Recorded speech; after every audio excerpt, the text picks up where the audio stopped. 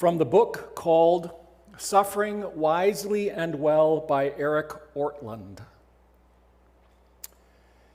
He says, let's imagine you are friends with a young couple in your church who've had trouble having children. And one day they're overjoyed to get the news and tell you that they're expecting twins. But when the wife goes into early labor, one child dies and the other is born with severe physical and mental disabilities. The strain of simultaneously grieving and caring for their new child, together with mounting medical bills, sends their marriage into a tailspin. The couple separates, and when you call one of them to check up, you learn the wife is moving toward divorce. To top it all off, their friends at church are so intent on giving advice and fixing the problem that the couple stops going to church at all. And then the author continues. Let's say as you talk with your friend, he says something like this. How could God let this happen to me? I've never been a perfect Christian, but I've confessed sin when I needed to. If this is payback for my failures, why did it happen now? Why not when I was a new Christian and I still had a lot of bad habits? If it's for some sin I don't know about, why doesn't God make that sin clear to me? Is sin such a threat to God that he has to destroy my life for it? And if God is trying to teach me something or grow me as a Christian, couldn't he find some other way to do that without one of my children dying and my marriage collapsing? Am I really that hopeless? And if this is all to teach me some lesson, he's not making it clear to me. I haven't felt his presence in months.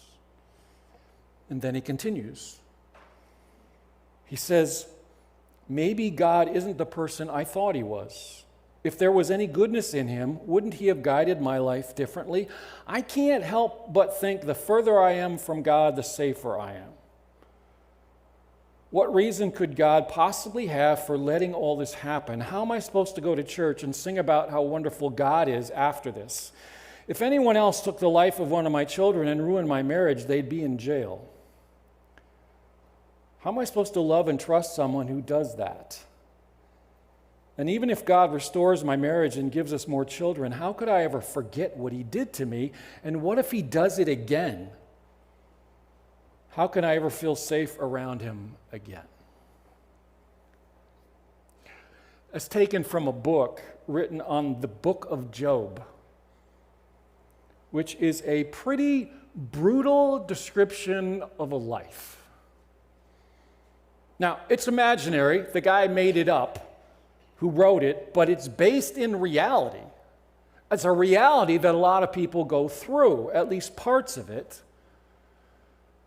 And perhaps you can't relate to it exactly, but you may know somebody who can. At least parts of it. Or maybe it was you. Again, that imaginary scenario written by Eric Ortlund is a modern-day summary of much of what happens in the book of Job. So, if you can relate to it at all, you can relate to Job.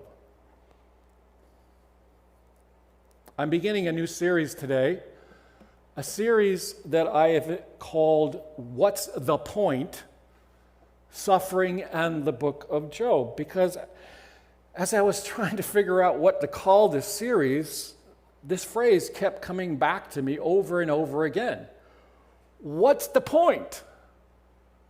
Because there's so much in this book that we're trying to answer that question. We're trying to figure it out. What is the point of all this? What's the point of what's going on? What is the point? I've never done a study in Job before like this. I've never done a sermon series like this. Frankly, I've kind of avoided the book. And as we go through it, you're probably going to understand why. I'm not going to preach on every verse. So if you looked in your concordance and you looked at the book and you said, how many chapters? Are we going to be until Jesus comes back? No, we're not. So we're going to take parts of this book, but we're going to cover the entire book in bits. So we're not going to be in this forever. But you don't just gloss over this book. There's too much here. It is a long book. It is a hard book. But the more I study it, the more I find it's a good book. And I think you'll find out why. All right, are you ready? Okay. Job chapter 1, verse 1. Got it? Job chapter 1, verse 1. In the land of Uz, there lived a man whose name was Job. This man was blameless and upright. He feared God and shunned evil. He had 7 sons and 3 daughters, and he owned 7,000 sheep, 3,000 camels, 500 yoke of oxen, and 500 donkeys, and had a large number of servants. He was the greatest man among all the people of the East. His sons used to hold feasts in their homes on their birthdays, and they would invite their 3 sisters to eat and drink with them. When a period of fasting had run its course, Job would make arrangements for them to be purified. Early in the morning, he would sacrifice a burnt offering for each of them, thinking, "Perhaps my children have sinned and cursed God in their hearts." This was Job's regular custom.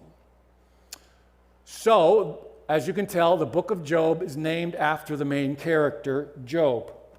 Now, who wrote the book? We don't know. It could have been Job, it could have been Moses, it could have been Solomon. Speculations all over the place. When was the book written? Again, nobody knows for sure. Some people think this was the first book of the Bible. I mean, not chronologically, but it was the first book written. Some think it was written that early. Now, was Job a real person? This is actually an issue. Some people believe that Job was a myth, that it was a story made up to teach a moral, kind of like a parable. The problem with that idea is that other biblical authors refer to Job as a real person and the book as a book about a non-mythical figure. For example, if you were to look at James chapter 5, James chapter 5 says that the readers have heard of the perseverance of Job and what the Lord did. So the question is, why would James use a mythical figure to prove a spiritual point? He wouldn't. What's the premise of the book? It is the belief that God runs the universe in a certain way. That way is that you receive from God based on how you lived your life. You reap what you sow. So if you've been obedient to God, He will bless you now in this life. If you've been disobedient to God, He will judge you now in this life. Now, you don't have to turn here, but if you were to turn to Leviticus chapter 26, it tells us that if we obey God's commands, He will send rain, yield crops, grant peace, remove wild beasts, enemies will fall, increase your harvest and your numbers. And if you disobey God's commands, He will bring diseases, no harvest, no rain, multiply afflictions, animals will kill your children, there will be no food, and He will ruin your cities. So the idea here is that if you have a large family, abundant harvest, many possessions, and peace and safety, it's because you have been obedient to God, and this is the result. And if you don't have those things, or you've lost those things, it means you've been disobedient to God. That was the understanding that people had of how God ran the universe in Job's day. Period. No exceptions. Remember that. Now, as we begin this book, we need to understand who Job is, which will help us understand what happens in the book. So who's Job? What's his family like? What is his spiritual life like? Job lived in a walled city with gates, and he was well respected in that city. The city was in the land of Uz. And before I hear any more jokes about the land of Oz, because I heard that so many times when I was listening to sermons on this, everybody made a joke about, no, it's Uz, not Oz. So, okay, we said it, we're done with it. Let's move on. Where was Uz located? The answer is, nobody really knows. Most likely to the south and east of Israel. And Job is a man of great wealth. His wealth was not measured in money or land, but in possessions and servants and livestock. So we see how much livestock that he had. 7,000 sheep, 3,000 camels, 500 yoke or pairs of oxen, 500 donkeys. In today's terms, Job was a millionaire. And not just a millionaire, a really big millionaire. Because it says he was the greatest man of all the people to the east, meaning to the east of Israel. I mean, this was the, I don't know, who else you would call today that would be like the biggest financial guy in the area. He's the guy. This is the biggest of the big. And he has a great family, not just in size, but in closeness. I mean, he had a wife, he had 10 kids, 7 sons, 3 daughters, and now in the story, all the children are grown up. You know, they're all out of diapers, they're all out of school, they're all gone, moved away, have their own families. But when they have birthday parties, they all get back together. And it especially points out that the sons make sure to include the girls, the daughters. And Job is very concerned about his children's spiritual welfare. It says that he offered sacrifice for any sins they might have committed. Even if they didn't think about it, remember it, it was too private, too personal. He said, I want this covered. So he would make sacrifices for them. Which leads us to understand his spiritual life. Job is a godly man. He is blameless. He is upright. Now, it doesn't mean he never sinned because he talks about his own sins. But it means that his moral character was genuine. It was real. He wasn't a hypocrite. And he acted fairly in all his dealings with the people. And he feared God. He showed reverence and awe and respect for God. He constantly repented of anything sinful. Now, are we just taking the narrator's word at this? No, because God said the same thing. This is important. Job is a godly man, so if anything bad happens to Job, it will not be as a result of anything sinful that he has done. Remember that. And now, we move from a scene on earth to a scene in heaven. It's a scene that Job knows nothing about and will never know anything about. But the scene is all about Job. Verse 6. One day, the angels came to present themselves before the Lord, and Satan also came with them. The Lord said to Satan, "Where have you come from?" Satan answered the Lord, "From roaming throughout the earth, going back and forth on it." Then the Lord said to Satan, "Have you considered my servant Job? There is no one on earth like him. He is blameless and upright, a man who fears God and shuns evil." "Does Job fear God for nothing?" Satan replied. "Have you not put a hedge around him and his household and everything he has? You have blessed the work of his hands so that his flocks and herds are spread throughout the land.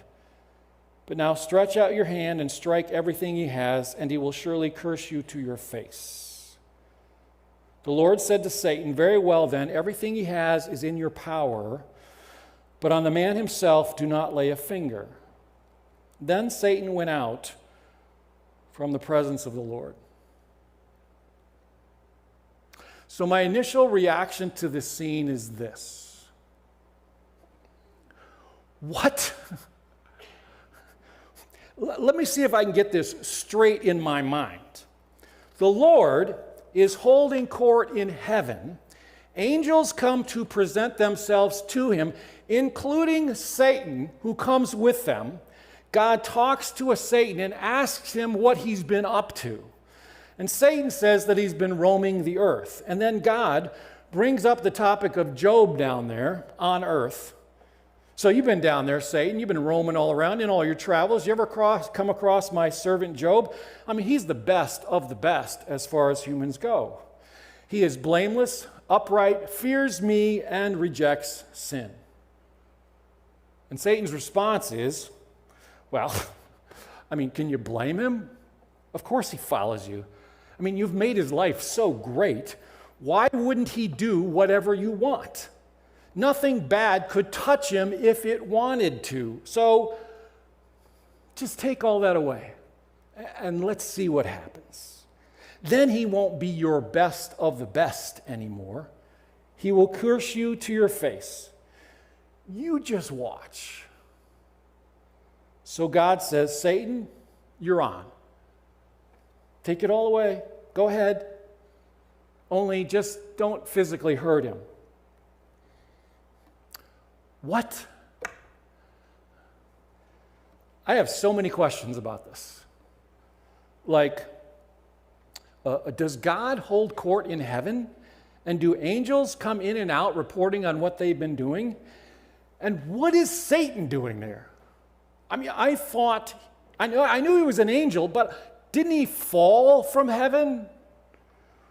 What's he doing back? Does he come in and report just like the other guys?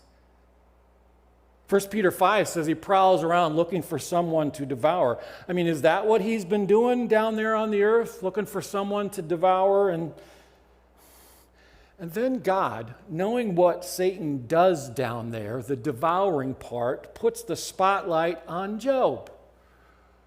Why would God do that to Job? It's as if God and how he acts in the universe is now on trial. Satan is the accuser, and God, without consulting Job, makes him his greatest witness for God. Satan is called the accuser, after all, in the Bible, and he is looking for someone to devour. So why not devour Job? God, Satan says, you say that Job is the most spiritual guy on earth. I don't believe that for a minute. I say he only fears you because of all the stuff you've given to him. I say he really hates you, and if you take all his stuff away, he's going to show it. So, God says, Satan, you're on. You have my permission to take away all his stuff, only don't touch his life. What? Why is God setting up Job to be brutalized by Satan? What in the world did Job do to deserve this? Do you understand why I've been avoiding this book? This book is so hard to understand, and it seems to contradict so much of what we already know about God and how he works. So then these verses in Job chapter 1 tell us that through a series of disasters, Satan does his worst. And one day, Job loses, in one day, he loses all his oxen, donkeys, sheep, servants, camels, children, everything. Imagine losing all of that in one day. Everything, all your wealth, all your possessions, all you have left is your wife, and God let it happen. No, God didn't let it happen. God gave permission for it to happen. How would you react?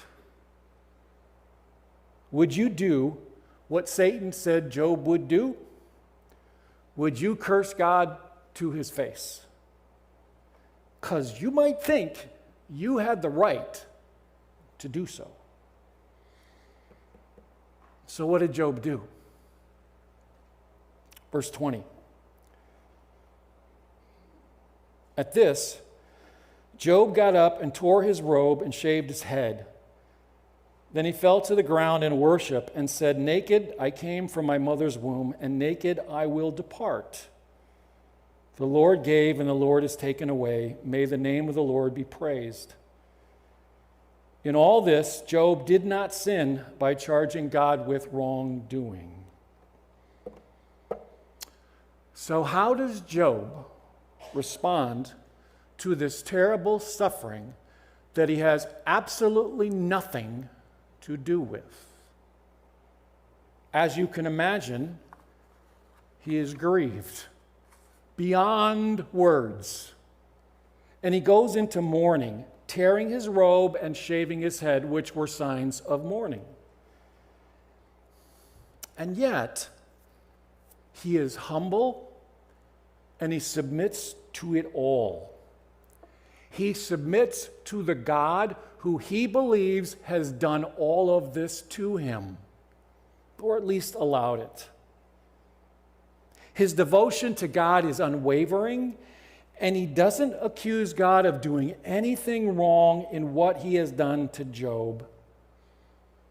Job has passed the test.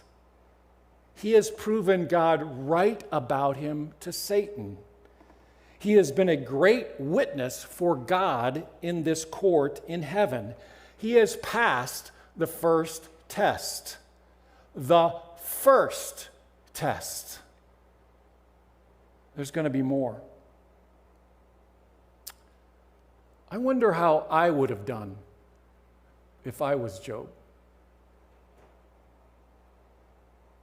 I mean, he is amazing. And he is right about death. When he says, naked I came and naked I will depart. I mean, that is how death goes. You come in with nothing and you go out with nothing. Pastor Ray Stedman traveled to a site for a week-long series of ministry-related meetings, and he had forgotten when he was going to be speaking at all these meetings that there was one meeting that was actually a dinner, and it was a formal dinner, and he was supposed to have brought a suit with him, but he forgot the suit. He didn't remember this until the day of the dinner, and by then he couldn't go back home because it was a long distance away and get a suit so that he could wear the suit that night, which was expected of him. So he thought, what can I do? The motel he was staying in was down the street from a funeral home. He thought, I wonder if I could talk to the funeral director and borrow a suit. No, I mean the kind of suit that after I've worn it, it will be placed on a dead body in a casket suit. So he talked to the funeral director, and somehow he was able to convince him, and they had a suit in just his size. So he went to the dinner to be the speaker with that suit. And as he got up to speak, and as he began speaking, he had the urge to put his hand into his pocket, as he often did, when he suddenly realized that suits for people who are bodies in caskets don't have pockets because they don't need them. You can't take anything with you when you go. Job was right. Naked I came, naked I depart. I brought nothing in, I can take nothing out. Praise be the name of the Lord. This is how the book of Job begins. If you haven't figured it out by now, this is a strange book. It raises so many questions. And I'm going to give you a heads up now. It does not answer a lot of them. I've read the book. And all the questions and all the authors that I've read on this book say the same thing. You're going to have a lot of questions, and it's not going to have a lot of answers for those questions. So get over it, is what they say. So with all these questions that are buzzing around our brains right now, and there will be more, that we don't have answers to and may never have answers to, especially about God and how He operates. How can we ever trust Him like Job did? Praise be the name of the Lord. And I believe that we can trust God because of what we do know about him and how he operates. Let me give you a list. God is loving, good, and kind. He is giving, compassionate, and merciful. He is just, all-knowing, and all-powerful. He is truthful, faithful, and patient. He is holy, gracious, and peace. That's what we do know about God and how he operates. And knowing all that can give us reason to trust him, even when there's so much that we don't know. But wait, I've got so many questions. You raised questions I didn't even know were there, and now I've got them all in my brain, and aren't you going to resolve them all for me today? I'm not. The book of Job is a story. We are just starting the story. So as we go along, we're going to raise more questions. We're going to answer some of them, but we're not going to resolve them all each week. I'm sorry. That's not how it works. So you have to stick with us in this. You have to go through the story with us, because so much of what we're going to learn, we're not going to learn until chapter 42, which is not next week. Maybe you'll get your questions answered. Maybe you won't. But maybe this will change your life. I think it might. So stick with us. Read ahead. Even if you don't understand what you're reading, familiarize yourself with it. Next week, we're going to move into chapter 2. There's so much at the beginning. When we're in the middle, we'll be taking chunks of chapters. But at the beginning and at the end, it's so intense that we want to spend all the time that we need on those chapters.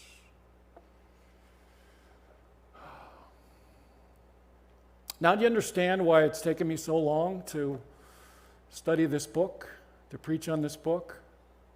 It's such a different book. It's such a hard book. I read about a pastor who wrote a book on it. He did a sermon series on it. He says, I took a sabbatical to prepare for preaching that series. I took 6 months off to learn how to figure out this book in order to preach it. That's what it's like. I bought 6 books that I've read on this book just to try to figure it out. It's a tough book, but I really like it. It's a good book. It's real. And if you know somebody who is going through struggles right now in your life and they can't figure it out in their life, you need to invite them. Now, we're going to be online. This is live stream today. I got it pre-recorded. I'm going to take segments of it throughout the week. You know somebody who's struggling like that? You need to invite them, because this is a real book. This is not happy book. This is not easy answer book. This is tough struggle life reality book. But it's a good book. It's God's Word. So join us for the journey.